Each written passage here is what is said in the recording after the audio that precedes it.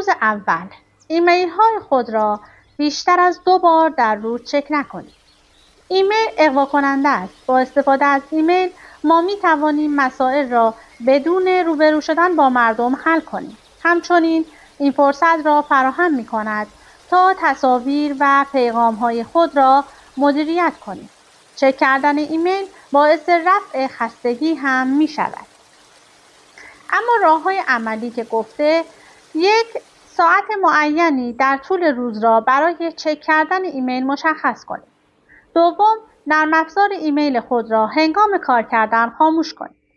3 زنگ‌های هشدار را در موبایل خود غیر فعال کنید. 4 از ارسال ایمیل‌های غیر ضروری خودداری کنید. 5 به دیگران اعلام کنید که در طول روز فقط 2 مرتبه ایمیل خود را چک می‌کنید. 6 چه دلایلی باعث اشتیاق